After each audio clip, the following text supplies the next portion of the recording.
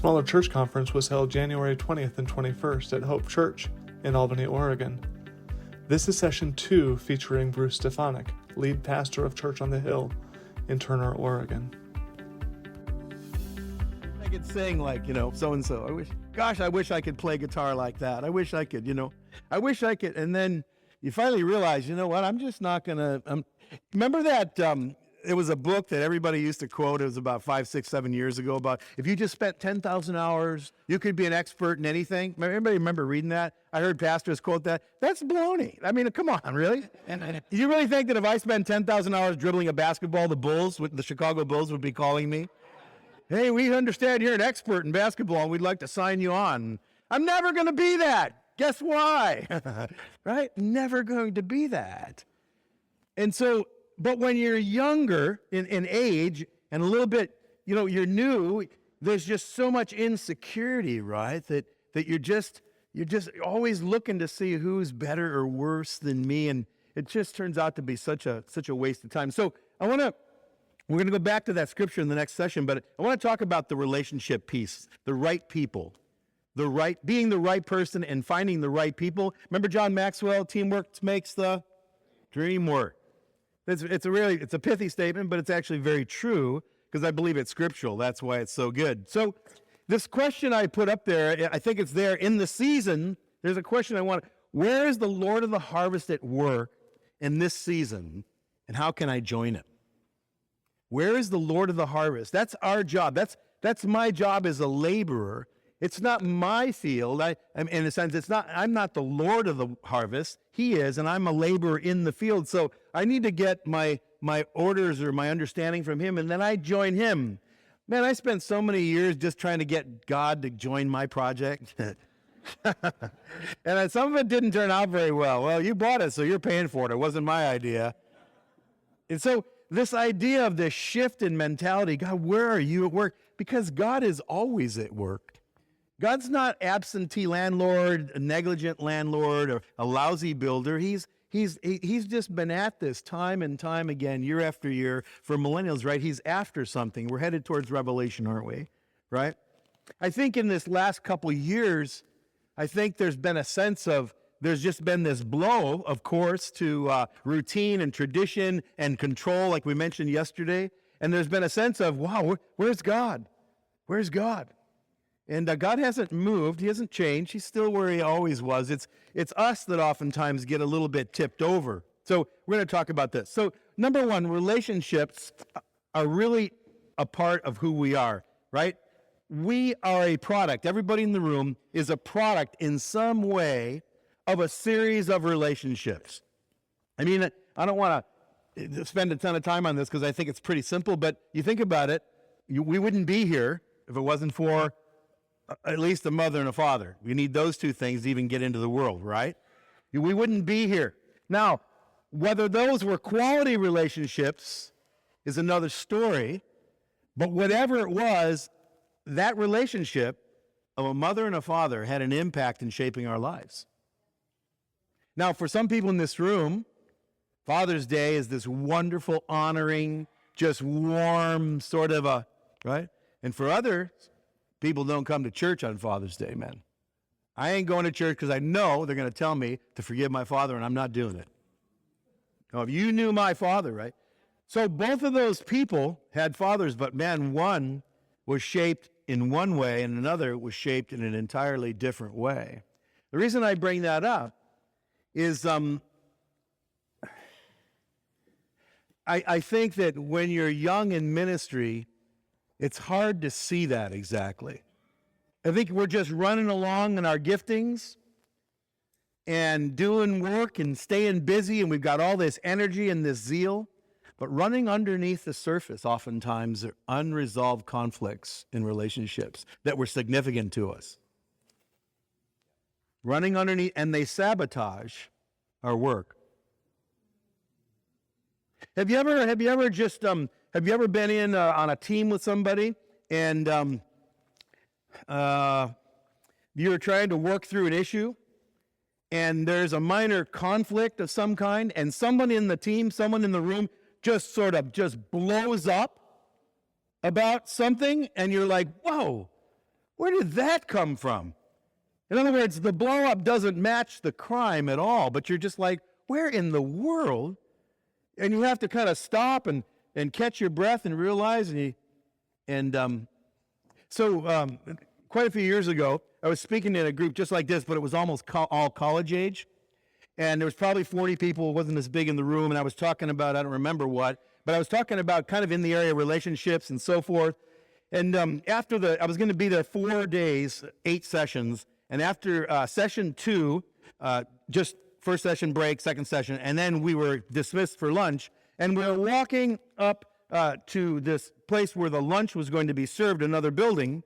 And this big guy, large gentleman, 6'3" at least, great big guy, he comes walking up to me and said, "Hey, could I talk to you for just a second?" And I could tell he wanted to talk to me. It wasn't casual. He goes, "I just need to ask you something." And then I stopped. Everybody else walked on by. We stepped off the path, and I said, "So what's up? What's your name?" "Oh, Tom." "Yeah, okay, Tom." And he said, "You know what?" And then I could see his whole countenance change. He said, "You know what? You really bug me." I'm not, and it wasn't, actually, it was a little darker than that. He said, "I can't stand what you said there this morning." And he said, "I am just," and he was visibly like towards me. And I said, "Man, I'm thinking, did I have been known to say something I regret later? Did I say something? Did I mock something? Did I bad joke, off color? What did I say?" And I said, "You know, Tom, I'm sorry. I want to hear what you're saying, but I don't understand where you're coming from. What is it?" And then he said this. He said, "You really intimidate me." And that's when I laughed. Because I'm looking up at this guy, and he's looking down at me. He's got like 10 inches and 100 pounds. He said, "You really intimidate me." And I said, "I'm sorry, that just strikes me as funny." He didn't think that. But I said, "Tom," I said, "I don't get that a lot." I said, "Why in the world?" And then he said this. He said, "When you talk, I hear my dad." He said, "Your mannerisms, you're this, you're that." He said, "In the back of that room, all I could hear was my dad. And I hate my dad." Ooh, I said, "Wow, Tom, dude, I'm so sorry." I said, "First of all, though, if you're going to grow and if you're going towards ministry, you got to wrap your mind around that no one is your dad except your dad. I'm not your dad. And you're living right now. Every decision and every reaction is being filtered through your instincts. You know, you're living through your wound is what I call it. You're responding through your wound. And everything you touch is contaminated. Every relationship you're going to have is going to have this edge on it because everything will be fine until they say something that reminds you of your dad. And man, dude, you've got to find the root of this and allow God to heal you. See, relationships are huge factors in our lives, aren't they? You know, in Proverbs 13:20, it says, "If you walk with the wise, you become wise. But a companion of fools suffers harm." Isn't this what we do as parents? This is one of the things we tell our kids over and over. We watch carefully who has access to our kids' lives. It's one thing to be in a classroom of 20, but who's speaking to our kids, right? Who are your friends? Because we all know that who you hang out with has the power to shape your life. So is there a relationship in your life that think about this question, that as you look back, that really shaped you? Was there a significant relationship in your life that you can look back and say, you know, my time with that person, maybe it was limited, or maybe it's still going on, but you can look and say, that relationship shaped my life. That's a significant relationship, right? If we had time, we could unpack that. If we had time, here's what I would say. Who was that person to you? Let's just do one. Who has a significant relationship that you know shaped your life? Just when you're ready. And then I want to ask you a question about, okay, so who was it? Who were they to you? And what did they do that you feel like shaped your life? It was my 7th grade teacher. He gave me a D- on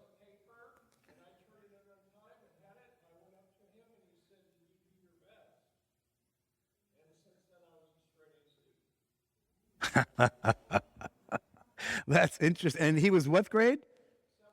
So isn't that amazing? And so, man, if I can just take this one step further, because this is really good. Well, did that play off later, or did that? Why can you? That was a few years ago, if you don't mind me saying that. Yeah. 2 years. Why? And now we have another problem. But why? 4 decades or so later, why is that significant to you? Yes. You're going to. Go ahead.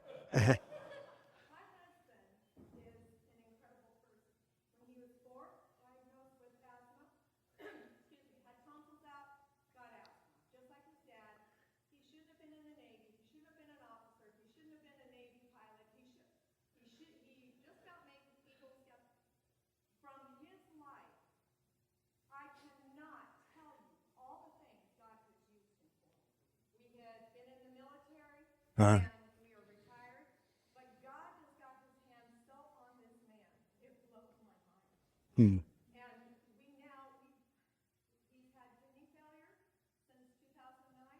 We've been dialyzing every other day, 9 hours at a time. And he was supposed to have been gone home in 2018 when he was a pilot, plane struck by lightning, radar turned around backwards, it should have hit him. I cannot give you the number stories that God has used him for.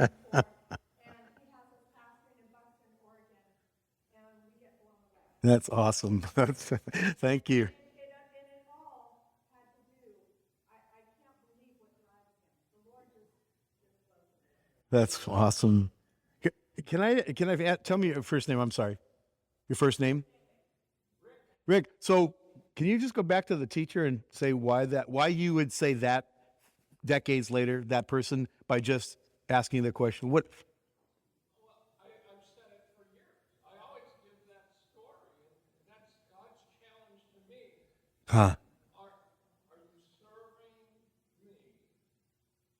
to your best? Wow. Wow. Are you giving me your best, or are you just giving me an overnight paper that you throw together? Isn't that crazy? Isn't that so cool? Listen, you guys, I just want to tell you that my second point is this: providential relationships are God's tool for shaping our lives. Providential, that seventh, if you couldn't, you just think about how insignificant that story is in the big picture, so to speak, of the world, but you think about how significant that person was in Rick's life.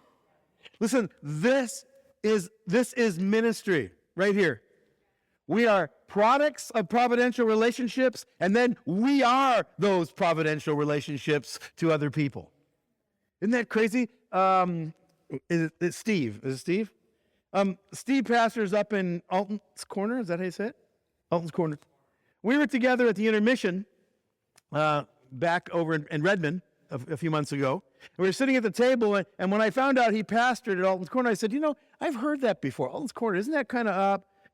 And he said, yeah. Well, it turns out that in my church, the guy who leads my men's ministry is an ex-Marine, just jarhead, law enforcement his entire career. One of these kind of guys, just rough and tumble, tough. And about 4 years ago in an Easter service, he just gave his life to Jesus in this radical conversion. Like one of those conversions, like that's the thing you want to write a newsletter about. At the altar, blubbering like a baby, Jesus, forgive me, I make you Lord of my life. And again, this guy had a horrendous childhood, horrendous parenting, dysfunctional family. But he also had a lovely little wife who'd been praying for him for probably close to their 30 years of marriage, going to church by herself, praying by herself, and he would just sit there and watch the football game. And she just kept praying and praying and praying. And then 4 years ago on Easter, he turned and said, honey, I'll go. He actually said, I'll go to church today just because it's Easter. And he heard the message, and he turned to her and he said, honey, today's the day of salvation for me. But you know what's crazy? That lady who stuck with him for 30 years of a pretty difficult marriage actually found the Lord because her mom was physically, emotionally, spiritually abusive. She almost got taken out of the home by DHS on a number of occasions, almost lost her life at the hands of family members. But you know how she came to know Jesus? some little old lady from the missionettes program in that church just would pick her up on whatever that was, Wednesday nights, and just take her to church and share the gospel. And that little girl gave her heart to Jesus when she was a little girl, and then she grew up and married this guy, and so on. There's a bunch of details, but you see the providential pieces of that. Some lady was faithful there to teach that missionettes class, not knowing, what's, like we said yesterday, what's going to happen, and it's crazy. And it's interesting. That couple just went back up a few weeks ago and did a memorial service. His brother had taken his own life, a law enforcement guy in that town. Awful situation. No one in the family is Christian except this guy. And they together with Steve, did the service. Here we are. 20, 30 years later, you don't know, right? You just don't know. So our job is to watch for those relationships. I got to hurry. So I am here because of a series of providential relationships. I'm here, like right now. If you would have known me before I was a believer, my wife and I became Christians at 23 years of age. I shared a little bit last night. But I remember being in my late teens, early 20s, and being so lost, just so incredibly lost in all the stuff that was going on in the big city in the 70s and so forth. And then I remember calling home one day, and my sister, who was a couple years younger than me, saying, "Bruce, you're not going to believe this. I found Jesus. I found Jesus," she kept saying. And I remember literally looking at my wife and covering the phone and said, "My sister's a Jesus freak. Can you believe it?" And she knew exactly how I was thinking. She said, "No, listen to me." She said, "This is what you're looking for. I'm telling you, this is what you're looking for. Jesus has been following you around." And then I was like, "I got to go. Thanks," And I literally hung up. And before I hung up, she said, "Listen, you got to come back. I'm getting married in 6 months." She was still living in the city. I'd moved out to the West Coast by then. And come to the wedding. I said, "Yeah, I'll be there for the wedding, no problem." Anyway, we go back for the wedding, and as soon as we see my sister, she's talking, and she's telling us about Jesus, and I don't want to hear it. And so we were there a couple nights, because we got there a week before the wedding, and she said one night, she said, "Hey, you want to go to church to meet with us tonight?" And I said, "No, not at all." And she said, "No, you should see my church. I want you to see my church." Now, I had never been in any church except the Catholic Church. I'd never been. I'm almost 22 years old, and I didn't know anything about church culture. And so she just badgered us. And then finally she said, "Look, we meet in a gymnasium." And I thought, oh, all right, what? There's no candles, none of this. What could happen in a gymnasium, right? And so I go, and I'll never forget, we walked in, probably twice the size of this room, a couple hundred people in the room, and folding chairs, basketball stage, and she sits us down right in the middle. I'm like, oh my gosh. And the music starts, just like tonight. The music starts. And it was crazy. From my unchurched mind, and everybody seemed to know everything. Everybody seemed to know when to stand, when to sit, secret handshake, words. They knew the words on the screen. And I'm thinking, what in the world? And they're just going at it. They're just singing, going and going, and people are clapping and jumping. And well, everybody, and then the worship leader transitions into a slower song, and everybody at the same time raises their hands, closes their eyes, and I'm not me. I'm looking around, and I said to Linda, "Can you believe this?" I was just like, what in the world have we walked into? Now, right at that moment, I looked, there were folding chairs just like these, and I looked down my aisle, about 10 chairs down, and there was a woman. She looked like she was in her 30s, maybe early 40s. She was very well dressed in a business suit, like she'd just come from the bank. And she had her hands up in the air, and her eyes were closed, and there were tears streaming down her face. And she was just lost with God. And at that moment, the Spirit of God just went right through the fog of my life and hit me right between the eyes. And the thought came to me, that lady knows God. And if she knows God, I can too. That's the only way I could explain it. It was different than that. But I just remember thinking, that is not fake. That lady is lost with Jesus right there. And a pastor at that time, it was a church plant in a suburb of Chicago. That pastor's name was a guy by the name of Bob Schmidtgall. Yeah, I had no idea who he was at that time. And he got up and preached this incredible message and gave an altar call. I'd like to tell you that I went forward and got saved, but I didn't. I wasn't ready. It was like there was this awakening, but there wasn't a rebirth yet. That's a critical juncture. Sometimes we mistake those two things. There was an awakening, but there wasn't a rebirth yet. But man, something had begun, something had wormed its way inside of me. And the beginning, right? A series of events, but that lady, see, those were providential moments in God's story with me. You know, God loves people more than we do. I think sometimes we agonize over loved ones and so forth. I have to constantly remind myself, hey, he's the Lord of the harvest here. I'm just the messenger. I'm just the servant, and God has given me my sister knew there was only so far she could go, and then it's like, okay, I can't say anymore. So she was just faithful to do her part. This lady didn't even know me. I never talked with her. She did her part. She showed up as a worshiper. That pastor did his part. He preached the gospel, gave an opportunity. I didn't come forward. He didn't go home crushed. He just went home at peace. I did what God called me to do. And it wasn't until just a few months later, after that, probably 6 months after that, that we were living in British Columbia. Long story, we had to leave the country. We were driving down south on I-5. We stopped to get gas, like I said last night. And that lady shared the gospel. And when she shared it, she said, God's been dealing with you.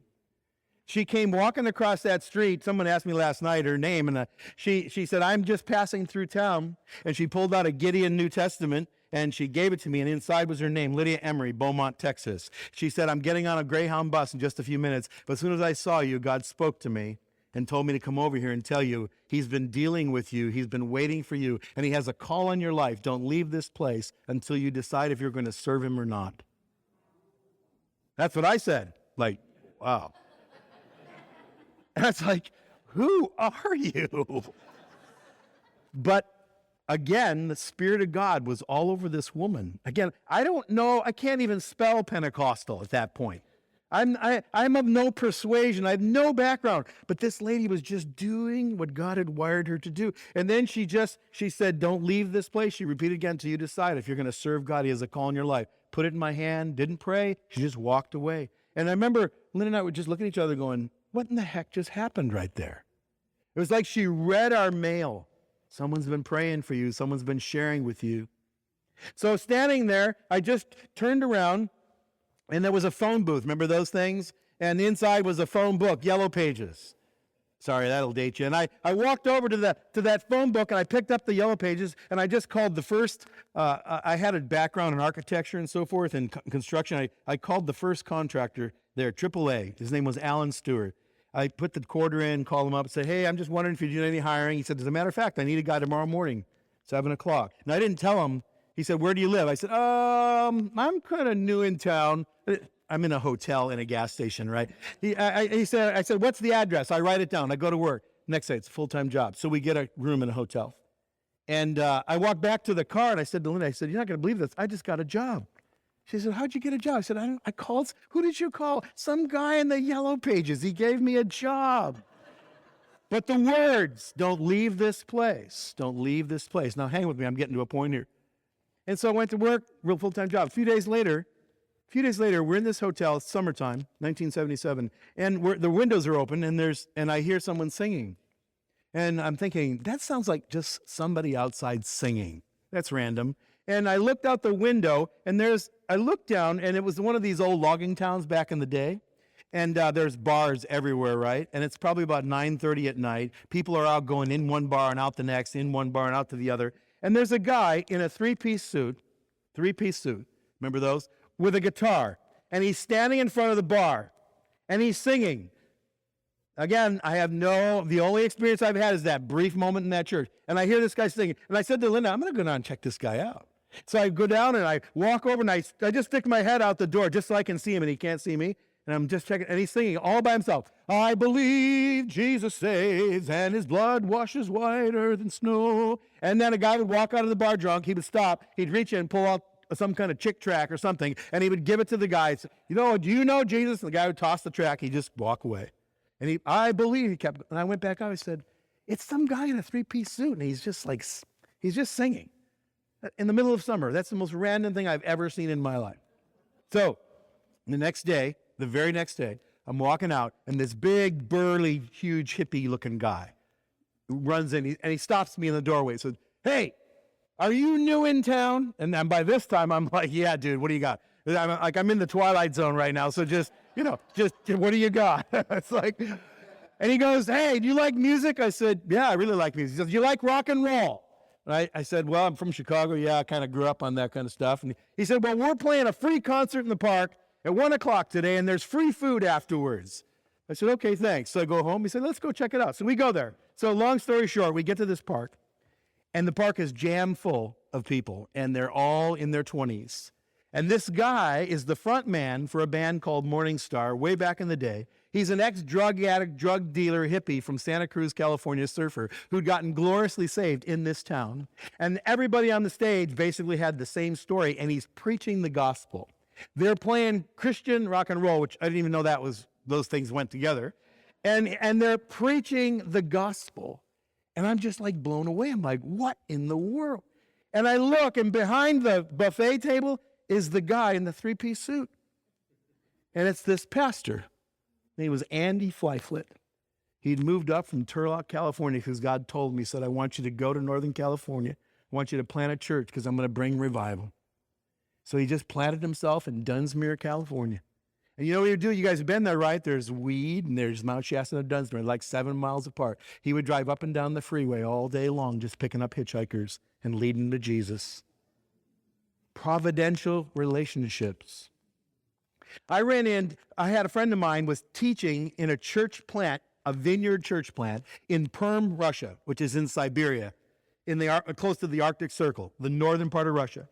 He comes back from this teaching. He said, "I ran into a guy that knows you in Perm." I said, "You ran into a guy that knows me in Siberia?" He goes, "Yeah, his name was Ralph Hale." Ralph Hale was from Alabama. He was a harmonica player in the band that day on the stage who had been hitchhiking through town. And this guy, Andy, led him to the Lord about 6 months before us. Ralph had been in ministry. Ralph has been in ministry ever since then, and that was 1978. Do the math, 77. He's a church planter with the Vineyard Movement in Russia. Providential relationships are God's way of shaping our lives. If we can see this, then we begin to see, like, wow, God, this is bigger than just numbers. This is bigger than a building. This is so much more intricate, your idea, what you're after. Now, I want to do something before we have to break. There's a book that influenced my life. 1986, Gordon MacDonald. Anybody read Gordon MacDonald? He wrote a book called Restoring Your Spiritual Passion. There's a podcast that was out recently with Corey Newhoff and Gordon MacDonald. Gordon MacDonald's been in ministry for 6 decades, 60 plus years. If you haven't read anything by him, he's a prolific writer. He was a pastor. He was an elder. He was a pastor of pastors in all kinds of roles. He's still around today. He's still alive. He's in his later 80s, I believe, and super articulate. And if you get a chance to watch that podcast, it's super encouraging. It's just, you can look it up, Carey Newhoff, Gordon MacDonald. But he wrote this book at the front part of his ministry called Restoring Your Spiritual Passion. I read that book years ago, impacted my life. And I want to just share a piece of it before the break because I want to kind of tie this together here. In the book, he shares about how when he was younger, in the early days of ministry, it was kind of this shotgun approach. Where he was in a small town, in a small church. He was a novice. He had some training and education, but he would admit he didn't know what he was doing. And so he would just take everything as it came. Every day it was kind of like this living from day to day, crisis to crisis. You know how that is sometimes? You just feel like you're at the mercy of how everybody's doing or the culture or something like that. But in the book, he lists 5 types of people. 5 types of people that we should be aware of as leaders and pastors. And here they are. I want to give them to you because I think they're so worth it. He says the first one, he calls them VRPs, very resourceful people. He said these are people that ignite our passion. They're the shapers. Now track with me here as we walk through this quickly. Very resourceful people, the shapers. The people that have been in our life in the right time, with the right tool, the right word, doing the right thing, accomplishing their assignments. Can you think of somebody in your life that was a major shaper? Most of the time it was a spiritual father or maybe a real father. Maybe it was some kind of a tool perhaps that God used. If you've ever read anything by Robert Clinton has written, he's an old school guy, Fuller Theological Seminary, written a lot of stuff, probably the foremost, in my opinion, author on mentoring. But he talks about different mentoring. We use mentor as it's almost a generic way of saying, hey, let's get together. Like I have young guys say, hey, Bruce, can we just get together for coffee on a regular basis and you could mentor me? And I understand what they're asking. They want a companion, they want a father, and so forth. But he drills down and he says, listen, mentoring has all shapes and sizes. Sometimes a mentoring is a temporary thing, but it's a critical thing. Have you ever been a counselor, for example? Listen, therapy is a big deal right now, right? Try to get into counseling. We might get to you in June. Counseling is a big thing. Now, listen, I don't know about you. I have a love-hate relationship with counseling. I think some people are in way too much counseling. They've been in counseling their whole lives. But I think other people, like my friend who hated me because I was his dad, dude, you need some counseling. You know what counseling is? Counseling, in my opinion, here's the metaphor. Counseling is a AAA tow truck, right?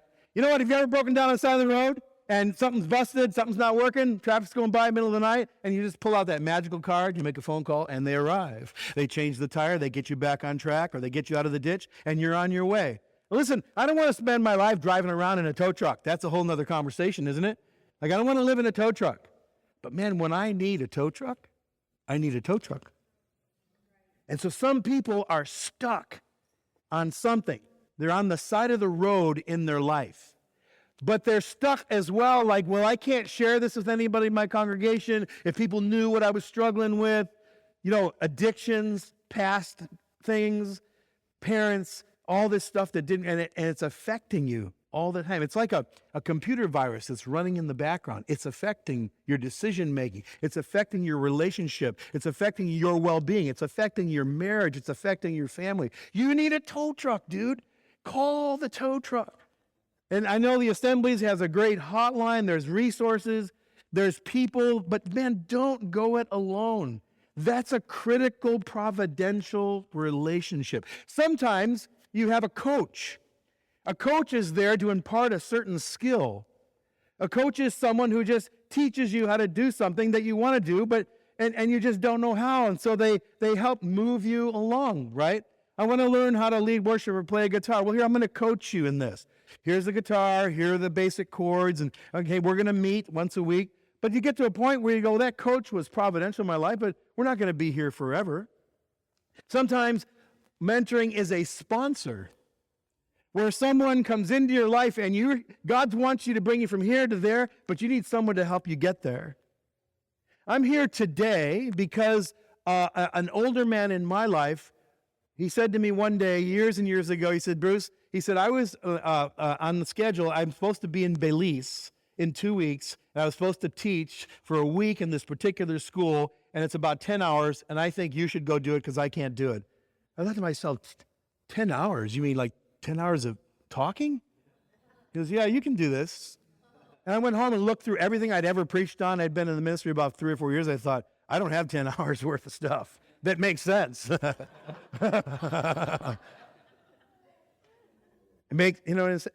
I went. You know what he did? He acted as a sponsor. He connected me with something that brought me to another level. It forced me to grow. You see, and so in this book, he's talking about very resourceful people that have resources. It's not just finances, well, although sometimes that's it. But listen, we just got through, right before COVID hit, the year before COVID, went through a major building program at the church. We have a Christian school, K through 12. And there's about 500 kids in the school. And it's a monster. Christian schools, I mean, I love them, but they just devour everything in their path. Like they eat everything. They eat the building. They eat resources. They just eat everything. But they're wonderful. The building's used 6 days a week, bless his heart, the guy who leads the ministry for us, he said, listen, we got to build this building and it's going to be great. And I'm like a pastor, the last thing we want to do is be fundraisers, right? But it was crazy. But the crazy thing is that conversation had been going on for 17 years. When I came to the church in 2001, they were talking about building this building. Now this conversation is 2017 or 18. And it had never happened because it lacked resourceful people. the pastor, every time he tried to wrap his mind around it and think about it, he would just give up. He'd say, you know what, can't do it, I'm too busy. And at that season, we realized, man, there are all kinds of resourceful people around me that God wants me to invite. And so I had to have a lot of coffees and time with people that said, listen, I want to contribute to the kingdom of God. I want to help build the kingdom, but I have no idea what to do or how to do it. I have something I can help you with, see? And so we have to keep our mind. So now track with me here because we got to hurry. He said, then there's very important people. He said, these people share our passion. These people are companions to us. These are my mighty men. These are my team, right? Man, when we get in a room, the people on my team, my ministry team, we are on the same page for the most part. We know what we're trying to do. We share each other's passion. We egg each other on. We debrief things. We criticize each other. We say, man, listen, I think that was too long, or I think you shouldn't have done all that. And we just help people be better. Iron sharpens iron, so a friend sharpens the countenance of a friend. These people make us better. Resourceful people, number one, bring stuff into our lives that we don't have ourselves. These people, very important people, they ignite our passion. They tell us we can do it. Sometimes they're the closest people to you, your wife, your mate, your whatever, your closest teammates, somebody that's in the yoke with you, right? You know, it says in Philippians 4, Paul to say, my true companion helped these women since they've contended at my side for the cause of the gospel, along with Clement and the rest of my co-workers. This is this word, in the yoke with me. My co-worker Clement. This guy, we don't know much about Clement, but somehow he was in the yoke with Paul. He was an igniter. He was a passionate person. He shared and ignited Paul's passion, right? I think you guys know what I'm talking about. We have to find those people. They're around. I'll get into that in just a bit. And then he says there's very trainable people, VTPs. Very trainable. These people, they catch our passion. These people are contributors, but they're still in process. They're still newbies. And so, but these people come around because they want to get in the game. Show me how this works. Talk to me. So these guys that come to me and say, hey, would you meet with me once a week for coffee and mentor me? I will always ask them, what do you want to do and be in the kingdom? Because I can help you get there. But if all you want to do is have coffee with me, I'm not your guy. Now, there's one more group here. He calls them very nice people. These people enjoy our passion. These people have not yet moved from being consumers to contributors. This is the bridge between right here, 3 and 4. They're nice people. They don't generally cause us any problems. Can I give you a description of what a nice person is like? A nice person, this is what's great about being a guest speaker, because you can just come in and say a bunch of stuff and you don't have to deal with it, you just leave.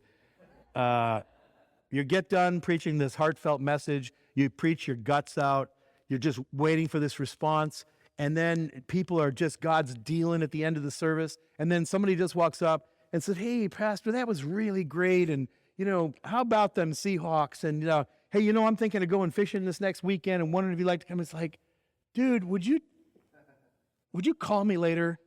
They don't hate me. They're part of my congregation, but you're just kind of like Rice Krispies right now. You're just sort of just soaking up the milk. You know what I mean? Like, you're just not. Dude, do you see what is going on around here? Do you see that lady that's just sitting there in the pew, crying, weeping by herself? Would you go forget about the Seahawks right now? Would you go talk to her? Would you go see what God would have you? But there's there's this weird high spot of moving people over from being a consumer to a contributor. It's a mindset. It's a revelation. It's an understanding. And in our churches, we have all this, right? They're all out there. And then the last one he talks about are VDPs. These are very draining people. These people drain our passion. Now, again, listen, I'm not here, please hear me. I'm not making fun of needy people or broken people, because that's what the gospel is all about. But I'm doing it because listen, look at your calendar. Look at your calendar and how you spend the hours, limited hours of your day, and see who gets the most time of these 5 people. And it might be a revelation to you that I need to make some changes. Especially you get past 40. You see, because when I was younger, I just felt like, okay, whoever calls first, that's who I'm going to meet with. I was the answering the hotline. Man, you know what? I got to 40 or so and I realized my resources are limited. My energy level is limited. And so I'm sorry, but I've got to find someone to help me with the VDPs, in which I welcome that. That's what the gospel is for. If you're broken, come. But you can't just, remember, that metaphor of someone's drowning, they fall off the pier and they're screaming, help, I'm drowning. And you grab the life ring and you say, here it is. And you throw it. No, I want you. You jump in and save me. No, we're both going to die. No, because you'll kill me. You're going to drown me. Grab the life ring. I will pull you out. No, it won't work. It won't work. I need you. No, you don't. Right? But sometimes in the guilt trip or the insecurity, we're like, oh gosh, I just need to save this person. And listen, you don't, man.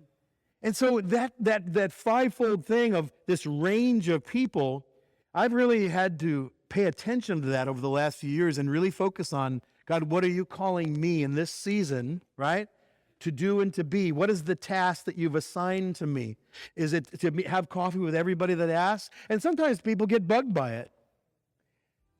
I don't know what to do about that. I have to just point them, listen, I'm not the Savior here. I'm not your therapist. I'll be your pastor. And here's what I'm asking. I'm thinking you don't need to meet with me. You need to meet with them, right? And sometimes that's a tough pill to swallow. I think we need to take a break, right? Let's take a break. We're going to pick this up in the next session and hopefully kind of bring it home a little bit to how we plan.